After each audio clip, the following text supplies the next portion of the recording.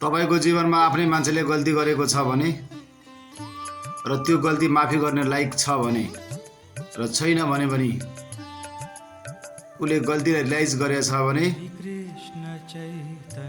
माफ गरिदिनुस्।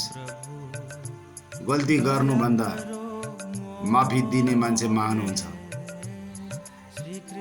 गल्तीलाई हेर्न थाल्नु भयो भने ठुलो इस्यु हुन सक्छ। कहिलेकाहीँ जीवनमा यस्तो पनि मोड आउँछ, माफी दिएको कारणले तपाईलाई सजिलो हुन्छ। त्यही भएर जिन्दगी जिउनु, भगवानको नामले जिन्दगी जिउनु। जीवनमा जस्तो सुकै परिस्थिति आयो भने सबलाई माया गर्न सिकाउँछ र गल्ती भइसकेको छ भने माफ गर्न पनि सिकाउँछ।